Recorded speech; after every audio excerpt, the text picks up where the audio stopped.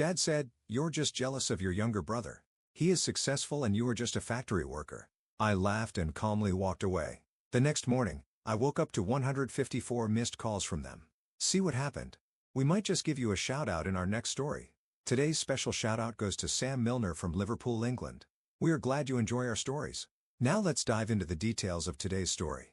I never liked family dinners. They weren't about catching up. They were a stage for my parents to parade my younger brother Ethan like some golden trophy while I sat there, the scratched-up consolation prize. That night, though, something shifted. I didn't know it then, but it was the last time I'd let their words just roll off me. I pulled into the driveway of their house, a two-story relic they'd stretched themselves thin to keep around 6. The porch light flickered like it always did, a little detail I'd stopped mentioning years ago. Inside, Mom was fussing over a pot of spaghetti, her apron dotted with sauce, while Dad hunched over the kitchen table, muttering about the electric bill. Ethan lounged on the couch, scrolling his phone, his new leather jacket slung over the armrest like a prop. He'd been home 2 minutes and already owned the room. "Hey, Mark," he said without looking up. "Factory still grinding you down? Pays the bills." I shot back, dropping my keys on the counter. Mom glanced at me, her smile tight, then turned to Ethan. "Sweetie, tell us about that big meeting you had." And there it was. The switch flipped. Ethan straightened up, grinning like a kid who'd aced a spelling bee. Oh, it was huge. The CEO loved my pitch. Said I'm on track for a VP spot by next quarter. Might even get a company car out of it. His voice had that polished edge, the one he'd been perfecting since he landed that tech startup job 2 years back. At 24, he was their dream come true. Me? At 28, I was just the guy who clocked in at the plant. Dad grunted, folding his arms. That's my boy, making moves, not sitting around welding parts all day. I let it slide. I always did. Mom plated the spaghetti, and we sat down, the table creaking under the weight of unspoken rules. Ethan talks. I listen. He launched into a story about some investor dinner, name-dropping people I'd never heard of, his hands waving like he was conducting an orchestra. I forked my food, nodding when it felt right, but my mind wandered to the overtime I'd pulled that week. 12-hour shifts, sore hands, and a paycheck that didn't lie. It wasn't glamorous, but it was mine. Then I made the mistake of opening my mouth. "Got a raise today?" I said, casual, like it was no big deal. Foreman said I've been solid on the line. Mom blinked at me, then turned to Ethan. "That's nice, honey." "Ethan, what about that bonus you mentioned?" Ethan smirked. "Yeah. About that. $5. Just for closing a deal last month. Bought this watch with it." He flashed his wrist, the silver glinting under the kitchen light. "You should see the looks I get at the office." Dad chuckled, proud as hell. I chewed my spaghetti, the taste flattening in my mouth. My raise was $2 an hour, hard-earned, but it wouldn't buy a watch. It'd keep my rent paid though, and that was enough for me. The night dragged on, Ethan's voice filling every gap. I stayed quiet, picking at my plate until Dad leaned back in his chair, eyeing me like I tracked mud on his floor. "You ever think about doing more, Mark? Ethan's out there killing it. And you're, what, still hauling steel." "Somebody's gotta make the world run," I said, keeping my tone light. It was my go-to shield, the one I'd worn since high school when they started pinning their hopes on Ethan's straight A's and my B's got shrugs. Dad snorted. "Yeah, well, you're just jealous of your younger brother. He's successful, and you're just a factory worker." The words hit like a slap, but I laughed. Not a bitter laugh, just a short, sharp one that surprised even me. It echoed in the room, cutting through Ethan's latest brag about a corner office. Mom froze, her fork halfway to her mouth. Ethan raised an eyebrow like I'd finally lost it. Dad just stared, his jaw tight. I stood up, chair scraping the floor. "Yes, I am," I said, voice steady. "Night, everybody." I grabbed my keys and walked out, their silence chasing me to the door. No yelling, no apologies, just the of the TV fading as I stepped into the night. Back at my apartment, I kicked off my boots and sank onto the couch. The place was small, cluttered with tools and takeout boxes, but it was mine. No loans, no lies, just a life I built. I scrolled my phone, ignoring the buzz of a late call from Ethan. Probably wanted to gloat some more. I let it go to voicemail, figuring I'd deal with him tomorrow. Lying in bed, I replayed Dad's words. Jealous? Maybe once, when Ethan got the scholarship and I got a toolbox. But now, I had my hands, my job, my quiet. Ethan could keep his spotlight. I didn't need it. Still, that laugh stuck with me, replaying in my head like a warning I didn't yet understand. I fell asleep with the TV flickering, some late night at about car insurance droning on. The world felt normal then, steady. But by morning, those 154 missed calls would tell me it wasn't. That dinner wasn't just another jab. It was the last time they'd see me as just anything. I woke up to my phone buzzing like a chainsaw. The screen glowed in the dark. 6:47 a.m., 154 missed calls. My stomach dropped. Nobody calls that much unless someone's dead or the world's ending. I rubbed my eyes, squinting at the log. Mom? Dad? Ethan? Repeat. Voicemail stacked up like a bad debt. I hit play on the first one, Mom's voice shaking through the speaker. Mark, it's all falling apart. Ethan's lost his job in the house. Oh, God. Call me back. She was sobbing by the end, the line cutting off. Next, Dad, where the hell are you? We need you here now. Ethan's was last, quieter, clipped. Mark, it's bad. Just come over. I sat there, phone in hand, trying to piece it together. Last night, Ethan was king of the world. Dad was throwing punches at me. And now this? I yanked on yesterday's jeans, grabbed my keys, and headed out. My truck rattled to life, the engine coughing like it knew something I didn't. The drive to their house took 15 minutes, but it felt longer. My brain spun. Job loss? House trouble? What tied it all together? I pulled up to see Mom pacing the front lawn, her hair a mess, Dad's old Buick still in the driveway. Ethan leaned against the porch rail, staring at his shoes. The for sale sign stabbed into the grass hit me like a brick. That wasn't there last night, Mark. Mom rushed me as I stepped out, her hands clutching my arms. They're taking the house. The bank, they sent a letter. We're behind. And Ethan, she choked up, pointing at him like he'd set the place on fire. Slow down, I said, peeling her off me. What happened? Dad stormed out the front door, his face red, a crumpled paper in his fist. What happened? Your brother's a damn fraud. That's what? His big shot company tanked, and he's got nothing. Ethan flinched, but didn't look up. It's not my fault. The investors pulled out. Someone leaked fake numbers and fake numbers. Debt cut in, voice booming. You said you had it handled. You said you'd take care of us. I held up a hand. Somebody start from the top. Ethan, you first. He sighed, finally meeting my eyes. The startup, it's done. They fired me last night. Some whistleblower claimed we cooked the book's revenue stuff. I didn't know, I swear. But the board pinned it on me. I'm out in the house, I asked, nodding at the sign. Mom jumped in, her voice cracking. We missed payments, months worth. Ethan was supposed to help, but now she trailed off, tears spilling. Dad shoved the letter at me. I skimmed it. Mortgage company. Final notice. Sale pending. They've been drowning. And I hadn't seen a ripple. How long's this been going on? I asked. Long enough, Dad snapped. We figured Ethan's bonus would cover it. He kept promising. Ethan kicked the rail. I thought I'd get it. I didn't know they'd cut me loose. I stared at them. Mom trembling, Dad fuming, Ethan shrinking. Last night, they'd sat there, smug, tearing into me like I was the failure. Now they were a mess. And somehow, I was the lifeline. So what do you want from me? I said, crossing my arms. You've got a job, Dad said. Like it was obvious. You're steady. You can fix this. I laughed again, that same sharp sound from dinner. They froze just like before. Fix it? I'm just a factory worker, right? That's what you said. Dad's jaw clenched.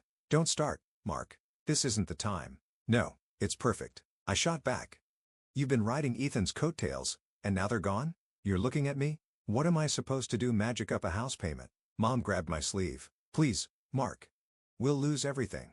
I pulled away, stepping back. You already did. The words hung there, heavy. I turned to my truck. Needing air, needing out. Ethan called after me. Mark, wait. I'm sorry, okay? I stopped. Didn't turn. For what? The job or the lie? He didn't answer. I got in, slammed the door, and drove. My head was a storm of anger, guilt, something else I couldn't name. I remember the years they brushed me off. Ethan's graduation, Mom and Dad shelling out for a party while I worked doubles to buy my truck. My high school job fixing their roof, no thanks. Just Ethan's got finals. I'd been invisible. And now I was their savior? I ended up downtown, past the old tech hub where Ethan's crew used to strut. Layoff notices plastered the windows. His world was crumbling wider than just our house. My phone buzzed again. Mom, probably. I let it ring. The factory loomed ahead, my shift starting in an hour. I'd go in, punch the clock, keep my life moving. They built their castle on sand, not me. But as I parked, that voicemail from Ethan nagged at me. It's bad. How bad? I didn't know yet. Part of me wanted to leave them to sink, let them feel the weight they dumped on me for years. But another part, the part that still saw Mom's tired eyes and Dad's slumped shoulders, wouldn't let go. I gripped the steering wheel, caught between running and turning back. I didn't decide then. I just got out and walked into work, the of machines drowning out their chaos, but it wouldn't stay quiet for long. I didn't expect Ethan to find me. After that blowout at the house, I figured he'd hole up somewhere, licking his wounds, not chase me down like a kick dog. But there he was, sliding into the diner booth across from me, looking like he hadn't slept. It was late afternoon, my shift at the factory done, and I'd stopped for a burger to clear my head. The grease-stained menu was still in my hands when he sat down, his fancy jacket swapped for a wrinkled hoodie. "You didn't answer my calls," he said, voice low, eyes on the table. "Didn't feel like it," I replied, tossing the menu aside. The waitress swung by, and I ordered burger, fries, black coffee. Ethan just waved her off. He wasn't here to eat. He leaned forward, elbows on the table. "I messed up, Mark. Big time." "No kidding." I kept my tone flat, but my pulse ticked up. Ethan never admitted fault ever. This was new, and I wasn't sure I trusted it. He ran a hand through his hair, tugging at the ends. "You were right to laugh last night. I've been an ass. Not just to you, to Mom, Dad, everybody. I thought I had it all figured out." I leaned back, arms crossed. "What's this then? You gonna cry me a river?" He winced, but didn't snap back. "I envied you," he said. So quiet I almost missed it. "All this time, I envied you." That hit me sideways. I stared at him, waiting for the punchline, but his face stayed serious, pale, hollowed out. "You're full of it," I said. "You've got the job, the car, the watch. I'm the one punching a clock." "Had?" he corrected, bitter. "I had those things, and they didn't mean squat. You've got something real, steady, solid." I was running on fumes, pretending I was some hotshot. "The startup was a pressure cooker, Mark. I faked half the crap I told Mom and Dad just to keep them off my back." I didn't say anything. The waitress dropped my coffee and I gripped the mug, letting the heat burn into my palms. Ethan kept going like he'd been holding it in too long. "I told them I'd cover the mortgage," he said. "After that bonus, I thought I'd keep raking it in. But the company was a house of cards, fake numbers, shady deals. I didn't cook the books, but I didn't ask questions either. When it crashed last night, they made me the fall guy. Fired me over a damn email." "So you lied?" I said, cutting through his ramble. "To them, to me, to everybody." He nodded, slow. "Yeah, and now they're screwed because of me." I took a sip of coffee, letting that sink in. Mom's tears, Dad's rage, that for sale sign. It wasn't just bad luck. It was Ethan's ego crumbling and taking them down with it. "Why tell me now?" I asked. "Because you're the only one who might listen," he said. "Mom's a wreck. Dad wants to kill me. You're the one who's always there, even when we treat you like garbage." I snorted. Nice timing on figuring that out. He didn't argue. We sat there. The diners hummed, filling the silence, forks clinking, some guy laughing at the counter. I thought about the years he'd strutted past me, Mom and Dad hanging on his every word. Now he was begging for my ear, and I wasn't sure I wanted to give it. I drove to the factory after, needing the noise of the line to drown him out. The place was alive, guys shouting over the clang of steel, machines roaring. Word was spreading about the tech bust downtown. Half the town was reeling. My coworker Pete clapped me on the shoulder as I clocked in for a quick overtime stint. "Good thing we're still standing. Those startup punks are toast." "Yeah," I said, managing a grin. "Solid's not so bad." The foreman caught me later, pulling me aside. "You're doing good, Mark. Supervisor spot's opening. Think about it. We need guys like you." I nodded, surprised. "I'll think it over." It wasn't a watch or a corner office, but it was something. More than that, it was mine. Earned, not handed. Driving home, Ethan's words gnawed at me. Envy from him? I'd spent years swallowing their jabs, building my life brick by brick while he soared. Now he was grounded, and I was still standing. Part of me wanted to rub it in, let him stew. But Mom's voice from that voicemail "will lose everything" kept cutting through. I passed their house on my way, the for sale sign glowing under a streetlight. My chest tightened. Back at my apartment, I paced, keys jingling in my hand. They built their mess, not me. I could walk away, let him figure it out. Dad's pride, Ethan's lies, Mom's blind faith. But I saw her clutching my arm. Dad's slumped shoulders, Ethan's hollow stare. They were family, flaws and all. And I hated that it still mattered. I stopped, staring at my toolbox by the door. Steady, solid, that's what Ethan called me. Maybe he was right. Maybe that's why they needed me now. I didn't know them, but I wasn't sure I could turn my back either. Not yet. I grabbed my phone, thumb hovering over Mom's number. I didn't call not then. Instead, I sat on the couch, burger wrapper crumpled beside me, and let the choice simmer. Ethan's confession had cracked something open, and I wasn't sure what came next. But I knew one thing. The next move was mine. I couldn't sleep that night. Ethan's confession rattled around in my head, mixing with Mom's pleas and Dad's barking. By morning, I'd made up my mind, not out of pity, but because I was tired of watching them flail. If I was going to step in, it'd be my way, not theirs. I showered, threw on a clean shirt, and drove back to that house with the for sale sign taunting me from the lawn. Mom opened the door before I could knock, her eyes puffy, a coffee mug trembling in her hand. "Mark, thank God. We've been calling." "I know."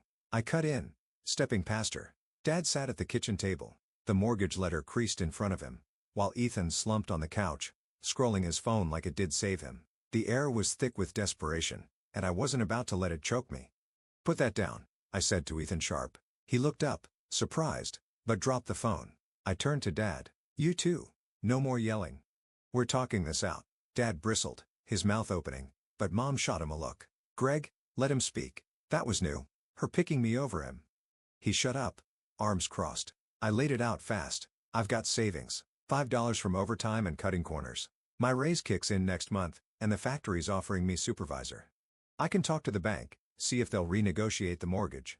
But I'm not bailing you out for free." "What's that mean?" Dad asked, eyes narrowing. "It means I move in," I said. "We split the payments, me, you, Mom. Ethan gets a job, pulls his weight. No more handouts, no more promises. That's the deal." Dad laughed, short and bitter. "You're moving in, bossing us around in our own house. It's not yours if the bank takes it," I snapped back. "You've been coasting on Ethan's lies, and I'm the one with cash and a paycheck. You want to keep this place?" "This is how." Mom clutched her mug tighter.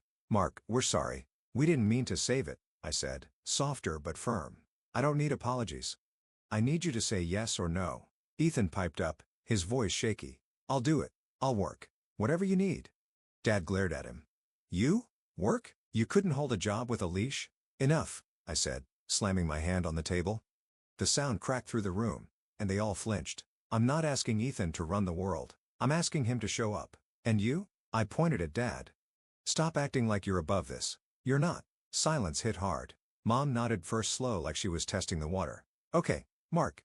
We'll try." Dad didn't budge, his jaw tight, but he didn't fight either. That was as good as I'd get. I grabbed my keys.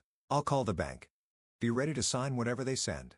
The meeting was at noon. I walked into the branch downtown, my work boots thudding on the tile, feeling out of place among the suits. The loan officer, a guy named Harris with a clipboard and a tired smile, pulled up their file. "For months behind," he said, tapping his pen. "Sales set for next week unless you've got a miracle." "I've got $5 and a steady job," I told him, sliding my pay stubs across the desk. "Union gig, supervisor track. I'm moving in, splitting costs. Can you rework it?" He skimmed the stubs, eyebrows lifting. "Factory, rare to see stable income these days with the tech mess." He punched numbers into his computer, muttering about rates. After 10 minutes, he leaned back. "I can push the sale off, reset the terms. You cover the $5 up front, keep payments current. We're good, but it's tight, Miss One, and it's over." "I won't miss," I said, signing where he pointed. My savings were gone in a pinstroke, but the house was safe for now. Back home, my old home, I guess Ethan met me at the door. "You did it." "Yeah," I said, brushing past. "You're starting at the factory. I vouch for you. Entry level, third shift. Don't screw me over." He swallowed hard. "I won't." "Thanks, Mark." "Don't thank me yet," I said. "Prove it." Dad stayed quiet as I hauled a duffel bag into my old room upstairs. The wall still had my high school posters, Metallica, a faded Mustang ad. I unpacked, finding an old photo under the bed. Me and Ethan, maybe 10 and 6, grinning at a lake with fishing poles. I stared at it, the edges worn, wondering where those kids went. Mom knocked, peeking in. "We're grateful, Mark." "Really?" I set the photo down. "Just stick to the plan." She nodded, backing out. That cornered me later in the hall, his voice low. "I don't like this, you running things, but I'll play along." "Good," I said, meeting his stare. "Because I'm not asking." That night, I lay on the creaky twin bed, the house settling around me. Ethan was downstairs, probably dreading his first shift. Mom and Dad whispered in their room, voices tense but subdued. I'd taken the reins, and they didn't love it, but they didn't fight it either. For once, I wasn't the shadow. They were leaning on me, and it felt strange. Heavy, right? I closed my eyes, the photo flashing in my mind. We'd been a team once, me and Ethan, before the world split us into winner and loser. Maybe this was a chance to fix that, or maybe it'd blow up in my face. Either way, I'd made my move. Now it was on them to follow through. Months passed faster than I expected. By late summer, the house wasn't just a roof over our heads. It was a proving ground. I'd settled into my old room. The factory supervisor gig was mine, and the mortgage payments hit on time every time. It wasn't easy cramming 4 of us into that creaky 2-story, but we made it work, or at least we learned to. I came home one evening after a double shift, my boots heavy from the line.